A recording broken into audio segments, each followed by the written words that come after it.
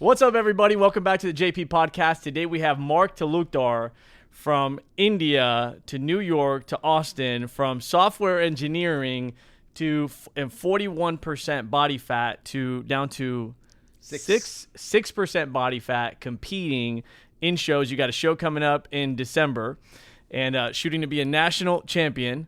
From software engineering guys to business coaching, runs a podcast called Peak Performance, and repopulating the Talukdar last name. So great to have you on the show, brother. It's great to be here. Thank you. Yes, thank you. So tell us, how was it growing up in India? Because you hear stories, billions of people, poverty. How was that? How was your journey to New York and becoming a software engineer? Well, I came to the U.S. when I was 18, so I finished my high schooling in India.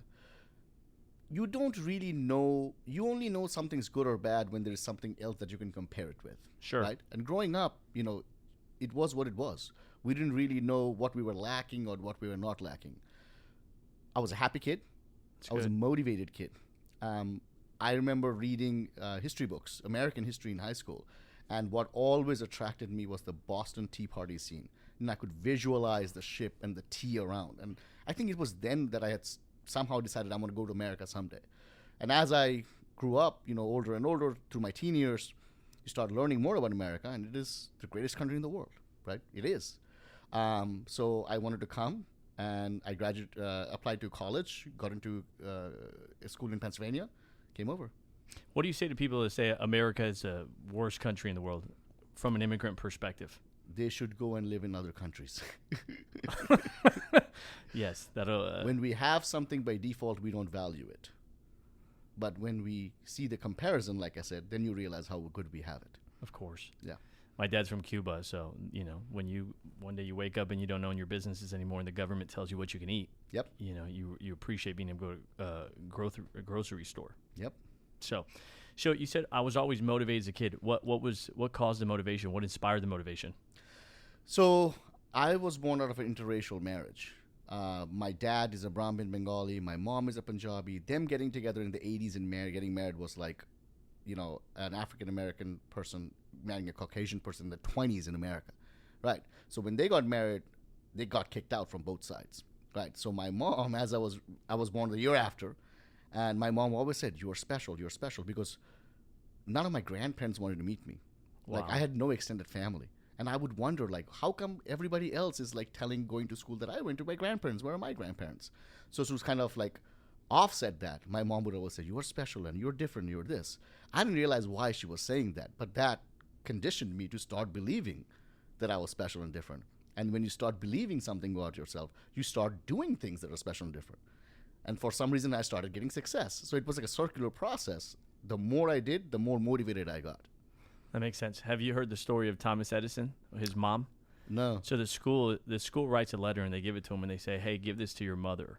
So she opens up the letter and she reads it and she says, and he says, what does it say, Mom? And she says, well, it says that you're too intelligent, that they don't have teachers there to teach you.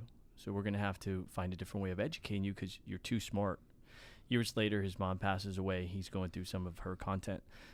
And he finds the letter and he opens it up and it says, your son is not intelligent enough to be here. You know what I mean? Wow. And there's this concept. Somebody taught it to me years ago. It's called the Pygmalion principle. And it says they did a study with teachers and they told these teachers, these children are extremely intelligent in your class. And they looked at their test scores before, they look at their test scores at the end of the season, and they were advanced, but they were just average students to begin with. And so the story goes that however you see somebody to be, they will become that, if somebody else can give them an identity or a belief. So that's powerful. So your mom inspired you and believed in you that got you to go out there and say, let me go do more, and then that cycle perpetuated. Absolutely. So you became a software engineer, right? That was here in New York? I was going to school in Pennsylvania at the time. Okay. So you were in Pennsylvania, software engineer. And why'd you become a software engineer? What drove you to do that? When you grow up in India, you only have two career choices. Either you're a doctor or you're an engineer. Okay. So I picked engineering. Okay. And so how'd you like working in that industry? I loved it. I'm a problem solver by nature. Even coming over to America when I was 18, it was just problem solving every single day because literally you're pressing a reset button on your life. You don't know anything. right? So I love the problem solving aspect of engineering. I was a computer engineer. I loved building things. I enjoyed a good bit. Most people that get a degree in engineering and software engineer, they're like, hey, I'm staying in this industry. Why did you transition out of the industry? Because I could have done that even in India. I could have been a software engineer in India. So the price that I paid, right, living away from my family, the struggles that I had, there was a time I was homeless. I didn't do all of that just to become a guy behind a computer. Also, America stands for entrepreneurship. This country was built on the backbones of people who were brave and who started something new. And I wanted to be able to contribute to some in any way, right? So I wanted to start my business. Well, the good thing about being an engineer is that you have problem-solving skills, but you don't really develop a lot of communication skills as a nerd. I'm proud to be a nerd, but you don't learn sales skills or marketing skills or communication skills. So I came to a crossroads in my life where I realized that, well, I'm going to start my business. I need to earn these skills. So I quit my 6-figure software job and I went to sales and marketing. So you came here, you knew you wanted to be an entrepreneur before you came. I think I had a feeling, but I don't think I had it decided. I was only 18 at the time. Okay. When did that desire show up in your life? I think in my mid-20s, like early 20s. Once I graduated, did my bachelor's, did my master's, started working through the ranks, but there was fulfillment that was missing. And why did you connect that fulfillment to like entrepreneurship? Like what was it? Was it you didn't like the environment, you didn't like the pay, you wanted to create something, something was unresolved? What was it that drove you to entrepreneurship? I think it was lack of fulfillment. Okay. That's what it is. It's like, when you're single and you're looking for somebody to date, you don't really know who you want to date until years down the line you start to realize, okay, this is what I really want. Those feelings are always within you, but contextually they don't make sense logically. Only with age and experience and exposure do those lines start to connect with each other. And for me, it was that. And I started taking all the little bits and pieces, started to learn myself more because when you come as an immigrant, you're in survival mode. You don't have the luxury to be like, well, I want to be an entrepreneur. I want to be this. You're just trying to survive. And when you're trying to survive, you go after jobs and make money and pay off debt and all those things. After you get to a certain point, now you're like, okay, what do I really want? And what type of fulfillment were you looking for? Was it, do you understand? Independence. For me, it was independence and wanting to create something that was mine. I told you earlier, my mom had always instilled in me that I'm different. And I've truly felt that I'm different. And I've truly felt that when I really pour myself into something, I can do anything I want. So why am I like a small frog in a small well when there's an ocean out there? So I wanted to create something of my own. I wanted to give back to society. I wanted to teach whatever I could and work with amazing people and learn from them. So you're at this 6-figure job. You want something. You want this independence. You want this fulfillment. You realize I don't have the skill sets. That was something you were aware of? Absolutely. So I don't have the skill sets of communication, sales, whatnot. So you said, I'm going to quit this job, right, and go do sales. Yeah.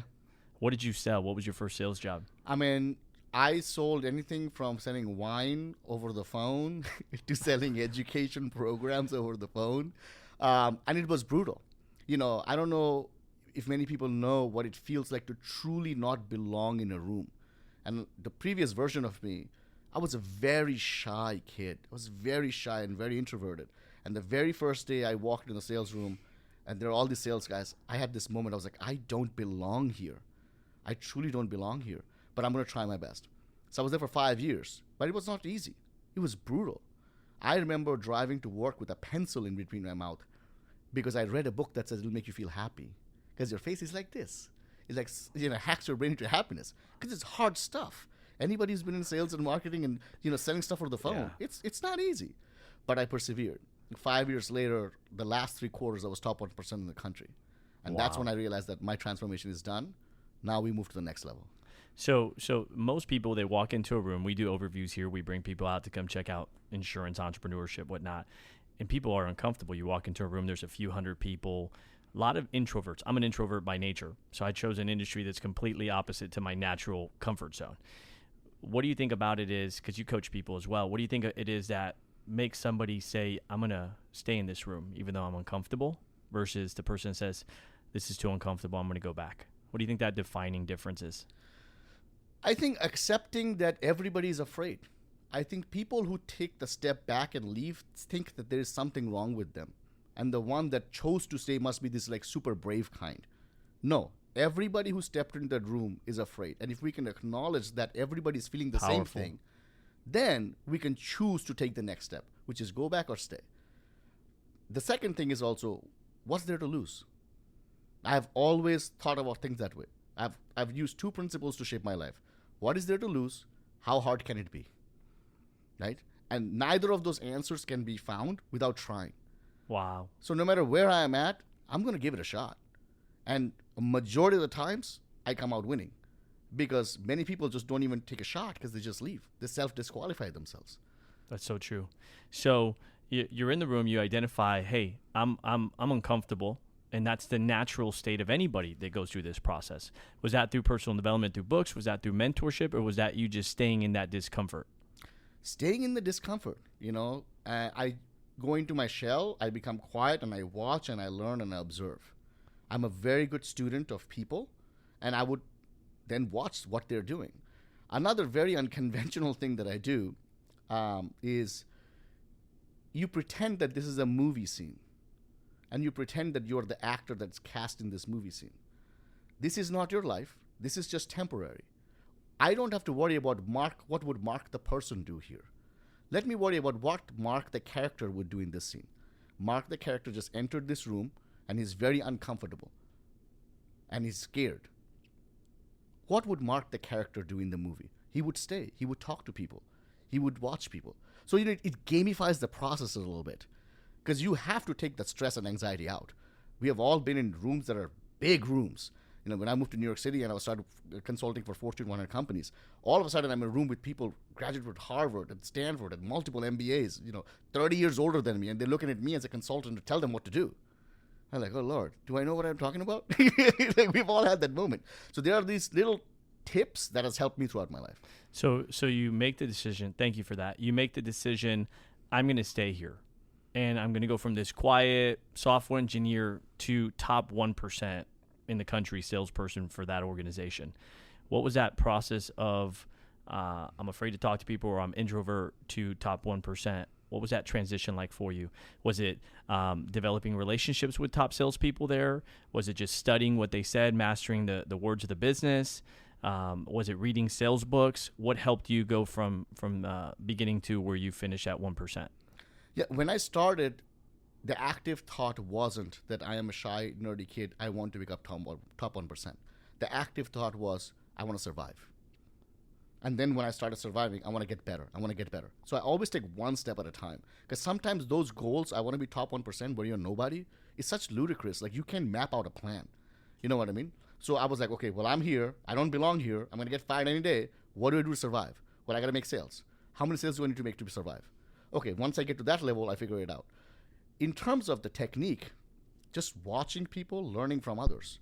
It's the whole idea behind how hard can it truly be. There are other people who are doing this. I'm not that different. Sure, they have some other skills that I don't have, but I can develop them. So listening to their calls, reading their notes, getting into the database, putting the time in. Like, just because work hours were from 9 to 6 doesn't mean I was there from 9 to 6. I was there from 6 a.m. to like sometimes 8, 9 p.m. Because I wanted to learn absolutely every single bit. Talking to my managers, hey, can I listen to someone else's call? Can I connect with them and see what they're doing? And the more I did, the more I realized I can do this. So the more exposure you have to something, I think fear comes from ignorance. We believe certain things just to be so much harder than it is. But the more you get exposed to it, at least for me, I was like, I can do this. And then it was just practicing and rehearsing, getting your face kicked in sometimes, and then you get back up and you do it again. Rinse and repeat. What's there to lose, and how hard can it be? True. Those are two defining questions you said you filter everything through. Yep. Okay. I think that's really good, because some people are watching this, they get into entrepreneurship, and they're like, millionaire, CEO, this, and it's like, dude, there's so many evolutions of who you're gonna have to become along the way. Yeah. So what is your next? And being able to control your mind to not overwhelm yourself. Yeah. Okay, so you're at this company, you start mastering sales, you get good at it, you get to start to compete in the top 1%, and now you're saying, hey, I think I'm good. I can go do this for myself at this point. Okay. So what was that next step when you left that company? I walked into the last day of my work. I sat there. I realized I'm done. I went to my boss and I said, I'm done. He said, why are you done? Do you have another job? I said, no. I just figure I've always done that. So you quit not having another job, Every not single having. time. Did you have a plan? Nope. Okay. You figure the plan out. You figure it out. Because you can't put two legs in two different boats at the same time. Impossible. And I want to be devoted and committed. If I'm at a job and I'm showing up to the job, I need to be thinking about the job. I cannot be thinking 50% about, okay, I got to go get another job. It's like being in a relationship. You're not married to your wife right now and thinking about another girl. Like, it just doesn't work that way. Correct. Right? So for me, but that's the confidence that I had built in myself over the years. That when I have learned something, I can place bets on myself. Right? You are doing this thing in business. Now you're starting a podcast. Maybe you're doing something else. You're confident that you're going to be able to do it. Just because past successes can sometimes predict future behaviors and future successes. So for me, I didn't need to worry about where am I going to go, what am I going to do. I just needed to know this chapter in my life is over. This chapter in the book is done. We just signed it and we go to a fresh page. Now I had high-level ideas of what I wanted to do. What did you want to do? What were you thinking you wanted? Okay. I wanted to go to New York City and I wanted to fight with the best. Why New York and fight what? Because it's the best. It's the biggest city. When you think about professionals, entrepreneurs, selling, consulting, that's the first thing that comes to mind. Sure. Right? Movies is LA and business is New York.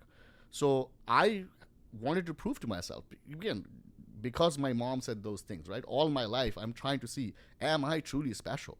Do I really have what it takes to fight against the best and win, right? Because imposter syndrome exists within us at any given point, no matter how successful you are. For somebody watching this that doesn't understand what imposter syndrome is, can you explain it?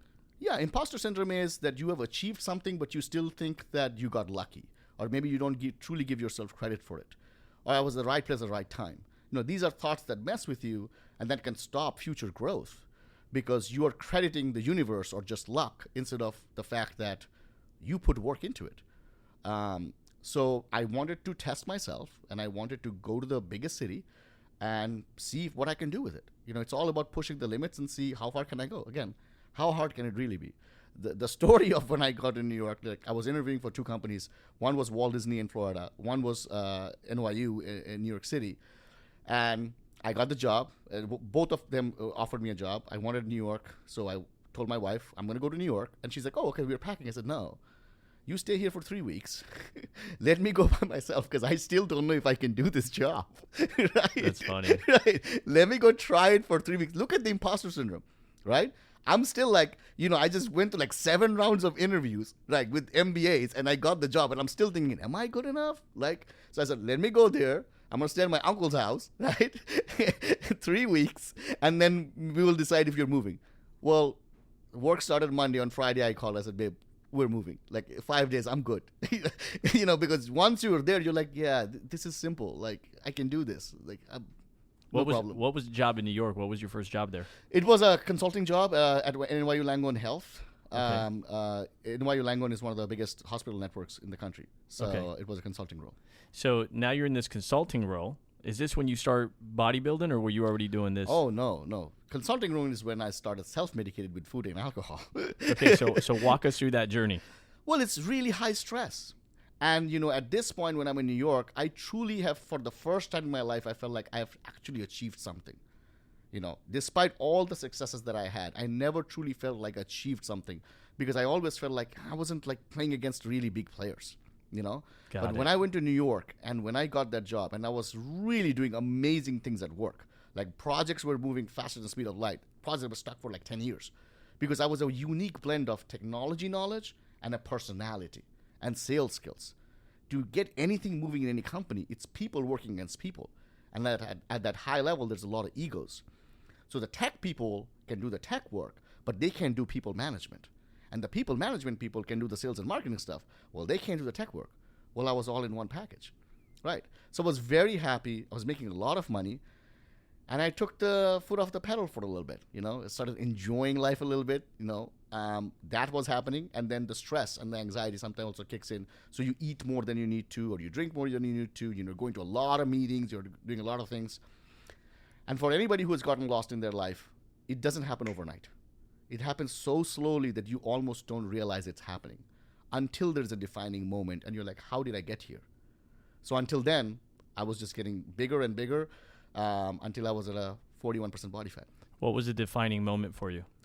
So 2020 COVID happened, and we were in New York City the whole year, in Manhattan, stuck in our apartment.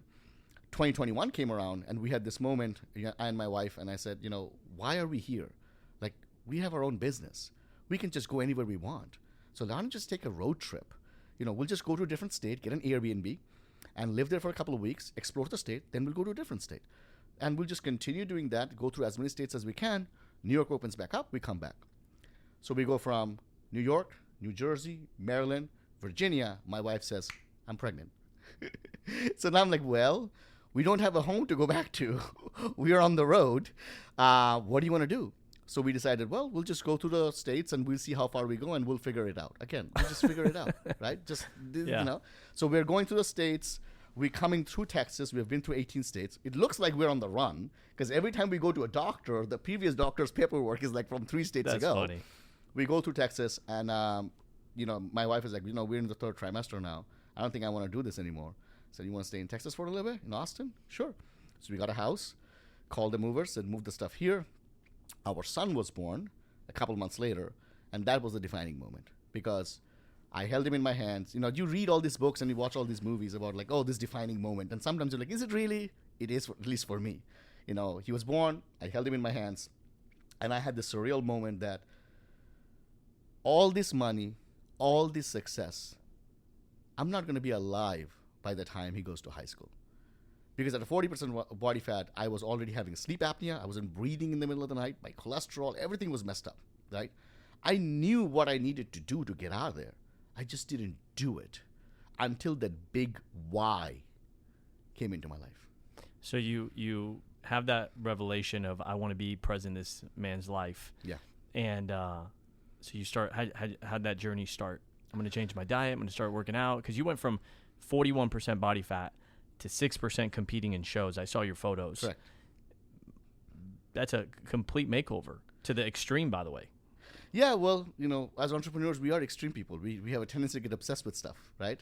I think I was also angry at myself, that how did I let this happen? And that happens to us. Sometimes when we make big mistakes, we look at ourselves and we say, how did I make this happen? So losing 5 or 10 pounds or 15 pounds wasn't enough. I wanted to prove to myself that I still am the same guy. The older we get, sometimes we start to, doubt, are we really the same guy? Do we still have the same intensity? So I was like, I still want to prove myself. I am still the same guy. How old are you at this point? I'm 35 when my son is born. I'll be 38 in September. Okay, so you're 35. You start going on this journey. You're questioning, can I still do it? Yeah. Please continue. Can I still do this? Do I still have the intensity? So I needed a big goal. Losing 10 pounds, 20 pounds, for me, it was like, that's what children do. I want to do something hard. I want to get on a stage. But, when you're that fat and you tell anybody, I'm going to be in a bodybuilding stage in 2 years, nobody believes you. But that fuels me. I love that. This is a certain personality type. For me, I have to go for the kill shot. So it was a gradual process, going to the gym and just hanging out at the gym because I don't even know what any of these machines are, right? There's weird discomfort. But again, how hard can it be? I just have to now play the role of a guy who's looking to lose weight in a movie, right? So much simpler. Started doing my own thing a little bit. At some point, I realized, why am I DIYing this? There are other people who know this. They have spent their entire lives building bodies. Just hire somebody who knows what they're doing. So I hired a personal trainer, and he taught me about diet. He taught me about training, and the rest is history. Was the diet part of it? Because this is where I struggle. Was the diet part of it? You didn't know what to eat. Was it really the issue, or was it the accountability of somebody holding you accountable to eating what you should have eaten? Most people don't know what to eat. Okay. Especially in today's world of the internet. The internet has given everybody a voice, but it's also created a lot of noise and confusion. Every month there's a new diet, right? Paleo, keto, Mediterranean, no carb, high carb. What do you follow? And we can get into that. That's a whole different story. But knowing your macros, knowing how much protein you need, how much fats you need, how much carbs you need is the holy grail. I always ask this to people, especially in today's world, like for some reason, everybody's carbophobic. Like people don't want to eat carbs, right? 1 gram of carb is only 4 calories. 1 gram of protein is also 4 calories. You know how much 1 gram of fat is? 9 calories. More than double. Yeah. It's calories in, calories out. It's energy management. 1 gram of alcohol is 7 calories. Just knowing this one fact completely changes how you look at food. 1 gram of alcohol is 7 calories. That's right. Wow. And not only how many grams in a cup? I had to ask how many in a bottle that I was drinking. Not only that, but also the body will burn the alcohol first. So not only you're consuming more calories, anything you do for the next 48 hours, it's not even burning fat. It's trying to at least first burn off the alcohol there is. So just knowing the basics and then getting deeper into food nutrition science, what should I eat? What should I not eat? That's when the fat started trimming off, because you're also training hard to maintain your muscle mass and grow your muscle mass. A lot of times when you're on a restrictive diet, you lose weight because you're also losing muscle mass. So what was that transformation? It took 2 years to go from 2.5 years. Two and a half I started years. July 27th of 2022. I competed April 6th of 2024. Then I competed again May 18th. And then I competed again July 27th of this year. A full anniversary. Wow, that's great. Congratulations. Thank you. Yeah. And so to entrepreneurs, people that say, hey, man, I'm running a business. I'm married. I have kids. How do you balance out the working out at that level while still running your business? Well, that's the funny thing, right? Whenever I tell this story to anybody, people assume 2 things. Number 1, I must be a super duper hard worker. And number 2, I must have been training for like 10 hours a day. No. My entire journey until I got into prep for the competition earlier this year, I was only working out 4 to 5 days a week. That's it. How long were you in the gym per? An hour. When you know what to do, you do it efficiently. If you know how to close on a call, you don't need 2,000 leads to make one sale. Right? It's the same thing. When you know what to do, you know how to eat, when you know how to train, less is more. And let's face it, I was at 41% body fat. It was hard to get up the stairs. It would be absurd for me to try to lift 100-pound dumbbells and curl it. Right? I'll get injured. So as your body fat is coming down, your training intensity is going up. So you have a lot of time. It's not like day one. Those are the people who don't succeed, because they don't go day one, they go all out, and then they get injured. The brightest candle burns the quickest. Having done many hard things in my life, I know slow and steady. Slow and steady. Makes sense. So, and at this point, are you already doing your coaching business, your consulting? Yeah. Okay. So you left doing consulting for that large firm to start your own consulting business. Mm-hmm. And you ideally work with who? Business owners? Like, who do you connect with? Who reaches out to you? How do you connect to people? Solopreneurs, techpreneurs. I'm just trying to help myself 10 years in the past. Back in the day, I knew I had something in me. But everybody has their genius zone. But when somebody starts a business, you have to be a genius with 1,000 hands, right? Because you have to do everything. So I knew back in the day I was good at something, but I didn't know these other things that I also needed to be good at. So today, through my coaching, I provide exactly that. So I get solopreneurs who have a great product idea, who have a great personality, but they are not good at certain other things, right? That involves building an info-based, knowledge-based business. That's my space online. Info-based, knowledge-based business. Correct. Online. Yep. So can you give me an example? Yeah. So I have a client who is a nurse, and she wanted to have her own business. So she had a lot of bad experience when she was trying to get pregnant. And she went to Columbia. She learned a lot. She has 3 children now. She said, well, I want to be a fertility coach. Now she's a fertility coach, helping women all across the world, right? Wow. She has a great, humongous YouTube channel. I have students who are piano teachers, teaching how to overcome pain and injury, to other professional pianists, because it's a sport. It's just like a sport. You get injured and your career stops. Then on the other hand, I've also coached tech guys, who want to start their own tech consulting businesses, dog trainers. It doesn't matter what it is. It's a knowledge that can be contained in a program online that someone can purchase and learn from. Do you have a system, like an inventory questions that you ask them to identify their pain points or their problems, or are they typically telling you, hey, this is where I'm struggling with? It's a give and take process, but it's also reading the person. Everybody already knows what they need to do in life. Nobody goes through life thinking, I wish my job didn't suck, but I wish I knew what to do. No, if your job sucks, you quit the job and get a new job.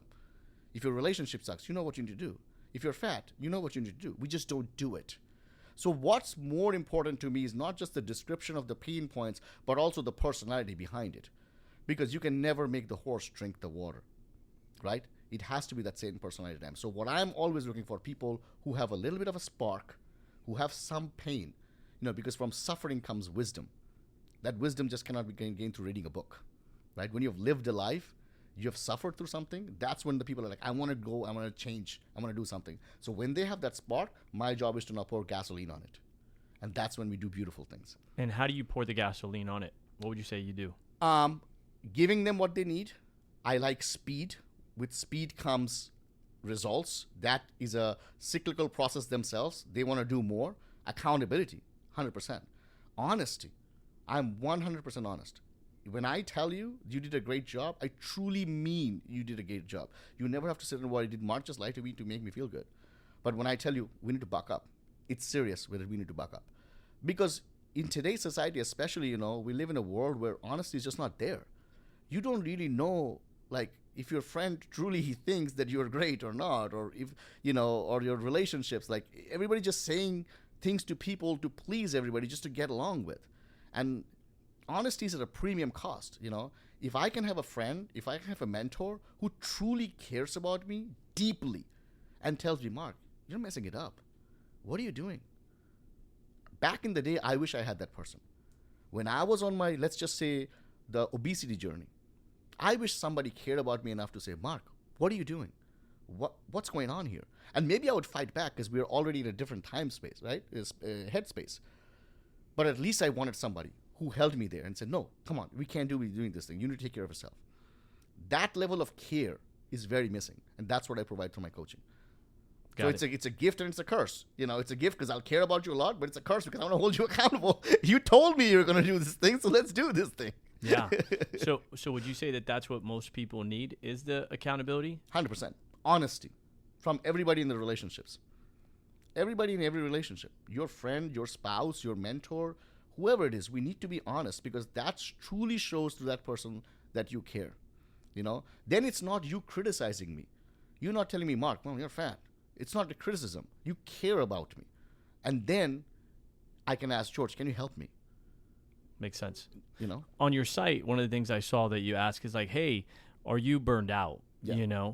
Hey, do you feel like you just can't get the results that you used to get? Yeah. I saw that specific. Is that a trend? Is that something that you deal with coaching people? 100%. People burn out because of two things, mental burnout and physical burnout. Mental exhaustion and physical exhaustion. I call it treading water. When you're an entrepreneur and you've jumped into the water, because we know at some point we all have to make that leap. Well, the first thing is you're just trying to stay afloat.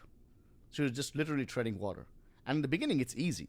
For somebody who's been in the pool, treading water for a long time, you can just drown because you're tired. Yeah. Right? That's what causes the mental burnout. That's what causes the physical burnout. Inability to understand that there are strokes that I can do. I can go on my back. So it is the lack of tools that causes us to feel like I'm stuck. And that feeling of stuck just creates the burnout. What kind of tools do you help people that are burned out with? There are no standard tools. You have to get to know the person, right? Okay. Where are they stuck? Depends where they're stuck. So if you are, if you can't close, right? Well, you're stuck because you can't have good conversations. You can't have good do I listen to your calls? Listen to 20 of your calls. Let's understand what's happening. Well, you're spending too much time talking about yourself. You know nothing about this other person. This other person is just a number in an Excel sheet. Well, now we have a ton of coaching to do on that, right? Okay, you're writing content but doesn't get any views. Why? Well, you're writing about stuff nobody cares about. People care about emotions. You're not relating to them at an emotional level. You're just talking about tips and tactics and hacks. ChatGPT can do that, right? So depending on where they are stuck, it is the observation of again, it's problem solving as an engineer, right? I want to see where is it that you're struggling. Because people also have a different perception of where they are stuck and why they are stuck. We're constantly misreading ourselves, right? Right? Yeah. It takes somebody else to objectively look at you and say, no, I know you think this way, and I see where you are coming from, but really this is the problem. And that's the aha moment, because it gives us that hope. Hope is that one thing that we need to be able to continue to move forward. No, there are very few people in life who can just continue to trudge forward without hope. It's just impossible. So once they get that hope, they get a little bit of result. Now they start thinking, what can I do? And again, how hard can it be? Let's just try it. That's powerful. How do most people find you? Is it referrals? Is it you actively looking? Referrals, Facebook, YouTube, Instagram. I do a lot of one-on-one coaching, so I only take on a certain amount of clients a year. This year, I have started a bigger social media outreach through LinkedIn, through podcasting, because I'm looking to work not only at a one-on-one level, but also at a group coaching level. So those are the things. So you started marketing yourself as a coach? Yes. And that was when you started your own consulting business? Correct. And were you targeting a specific industry of like, this is who I'm looking for, tech or individuals that are looking to get content online? Did you know you have a specialty and then you targeted that? Yeah. So when I first started my coaching business, my first and only product was Authentic Sales Accelerator, ASA. Okay. Because I was great at sales at this point. But I didn't sell like others. When I was on the phones with everybody else and the sales coaches come and coaches you, it depends on the personality. I was the only colored person. When I pick up, when an Indian guy calls you and says, hi, man, how are you doing? You're thinking he's going to sell you some antivirus software, right? He's just like, hang up. Nobody wants to listen. So I have to find my way through. So I developed a certain personality and I developed an approach. And not that this is at all true for all salespeople, but there are some pockets of sales where there's a lot of unethical stuff happens, right? And I knew no matter who I end up being in my life, super successful or super loser, I knew that I didn't want to be unauthentic, and I knew I don't want to be lie. Honesty is important to me. So how do you sell that way? That was my program. You knew you didn't want to be inauthentic, and you knew you didn't want to lie. Correct. And so your program was based on those two principles. Correct. And so how did you create the curriculum for your program? It was about drilling deep and getting to know the person. It isn't about the tricks and the tips and the hacks to overcome a price objection at the end. There is no magical way to overcome a price objection. You and I both know that. People come to me and say, well, I have a price objection. How do you overcome it? I cannot give you 6 words that you would just mumble and the person is like hypnotized and takes their credit card. It doesn't work that way. It doesn't. It's all about the conversation. You have to be, like when I tell my students, when I'm having a conversation with you, I want you to have the best conversation of your life. I want you to sit for an hour and know that this guy truly cares about me. And I show that care by being authentic. I'll be pissed off. I'll be upset. I'll be sad. I'll be drilling and digging, being who I am. Because I'm putting myself in the shoes of the client. You are not just somebody who's coming to me for a problem. I'm like, yeah, I'll talk to you for an hour and then I'll go back to my life. I need to be you. And people can feel that. And it's easier. It's getting easier day and day because, like I said, nobody cares about anybody. So when you find that one person who's truly there in that moment and listening to you and asking you questions that you've never been asked before, you start to feel something and the close starts happening on its own. Then there are obviously frameworks and there are things that we do to be able to help maneuver the person from a point A to point B to help them understand why it's good for them. That's just textbook stuff. But at the end of the day, it is the depth of the conversation and the attention that you can grab by truly showing care. And that's what you would teach people. Yes. And you would teach that. How would you? I know you modeled it, but how would you teach it to them? So we break up the conversation into multiple parts. What does the intro look like? Right? How do we capture someone's attention during the intro part? Then we do something, I call it PPF, past, present, future. Right? What have you done in the past? What are you doing now? What are you doing in the future? But getting to the nitty-gritty of stuff, like really detailed stuff. A lot of people in a just called jumping around. They're jumping around all over the place. It's not a cohesive conversation, right? I need to know the exact history, much like you're doing with the podcast. You're going through slivers of time in my life to paint a full picture so that when Mark walks out, you can probably tell a story about Mark, right? It's the same exact thing. Focusing on the very specific time frame. I've been trying this for 10 years. Okay, what have you been trying? Why has it worked? Why has it not worked? It should have worked. Because based on what you're saying, I'm telling you honestly, it should have worked. Like if I truly feel that way, then what happened? And all of a sudden, it's not a lead problem anymore. It becomes a whole something other thing. And it's the realization, it's like, oh my God, I never realized that. There you go. Okay, let's move to the next part. What happened here? So that's the sales process for me. Going through the thing, and then there's obviously a close, helping them understand the price and the value, and all of that stuff. When you started consulting, since you don't have an experience on everybody's business and what they do, software, sales of maybe specific concept of sales, but you're now consulting people that have completely different businesses that you've never operated in. How are you effective to somebody that does something completely different to what your experience is?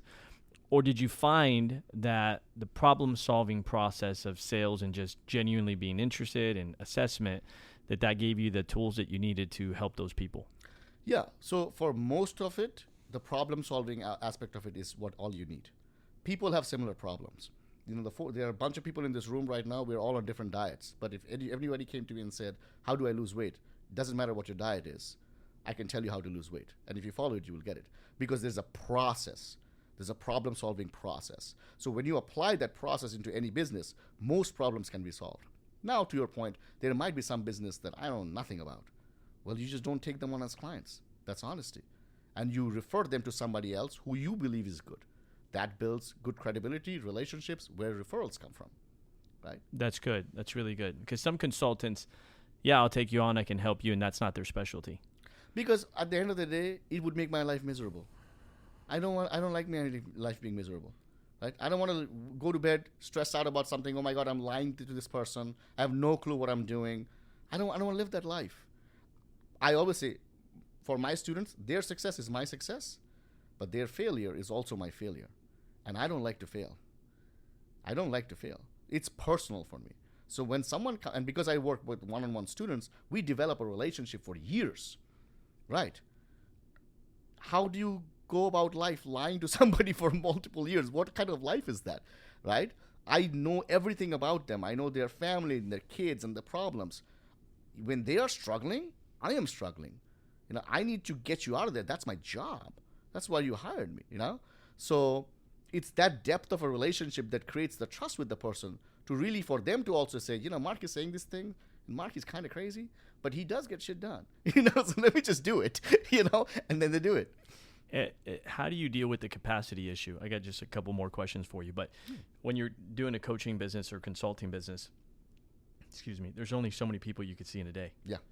So at one point you say, I can't take on more clients. So now you were talking about doing more group coaching. Yeah. But how have you balanced that out in terms of capacity? Yeah. So, obviously you're trading time, right? When you're doing one-on-one coaching. So there's a scalability problem, right? But I never worried about the scalability problem because for me, whenever I've poured myself over something, money has come. I never worry about money. It's just based on my experience and stories I told you. Tomorrow I could decide to be something else and I would become a millionaire overnight in that thing, right? So I never worried about what most business owners worry about, the scalability factor of it, because I just enjoyed it that much. Now, it did leave me drained. And as even a guy who loves to be drained, sometimes it left me really drained, right?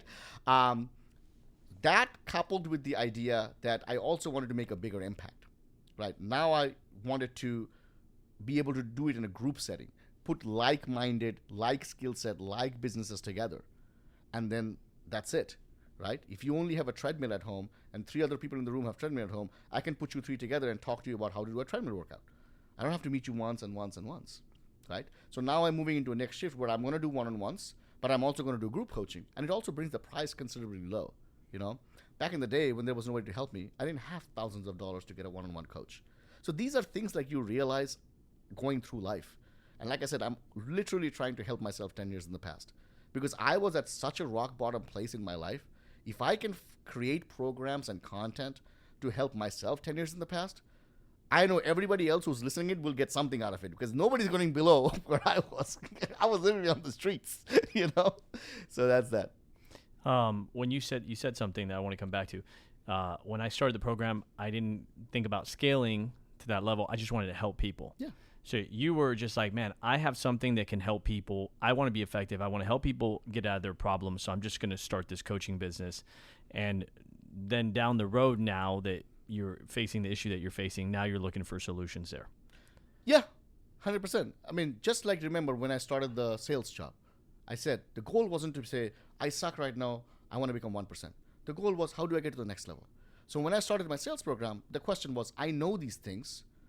I have helped co-workers with these things. Can I help a business owner with this thing? Right? And then you go to the next level, and you go to the next level, and you go to the next level. And you are learning through them, right? Because I think a certain way. I can work 20 hours a day. My clients can't work 20 hours a day. So sometimes I cannot just use the brute force method. So you evolve every single day as you're working with people. So that was the goal. Scalability, like when you're starting a business and day one, you don't have anything, and you're worrying about how am I going to scale past $1 million? What are we talking about? Bro, you don't have a client. You know what I mean? How about you figure out getting a client first? And I meet people like this all the time. They have future problems.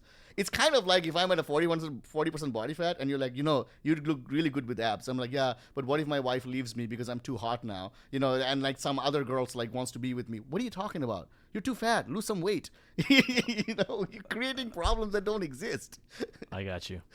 What drives you right now? What's your motivator?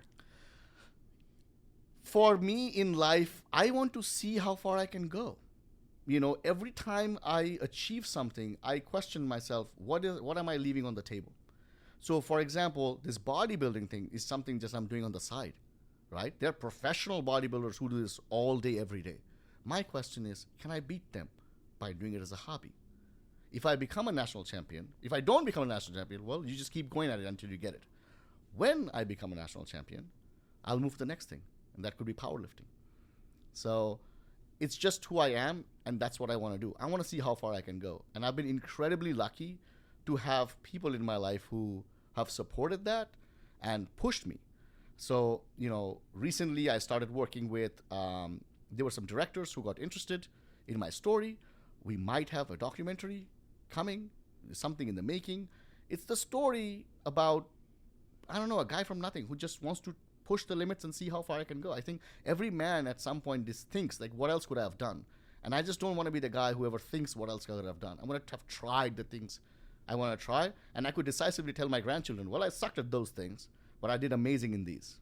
Yeah, that's powerful. That's great. Last question. For people that are somewhere and they're like, man, I feel stuck, because you work with a lot of people like that. What advice would you give to those people? I'm stuck at a job. I don't like this job. I don't feel like this is what I'm supposed to do the rest of my life, but this is what's paying my bills. Yep. This is where I make my money. How do I get out of this situation? Be honest with yourself. What is more painful? Knowing for the rest of your life that you sacrificed the life you could have for this paycheck that you have, or being at the job? It starts with honesty. Let's get to the details. Don't whine. Let's get to the details. What is more painful? If you're going to look at me straight in my eyes and say, Mark, what is more painful to me is knowing that I could have had a life and I didn't because of these golden handcuffs, then I'm going to say, okay, let's work on it. Now we have a place to start. And because you have committed to me and you have told me the truth, because I'm telling you the truth. If you're telling me the truth that you want to get out of this, I'm going to do my darndest to get you out of this.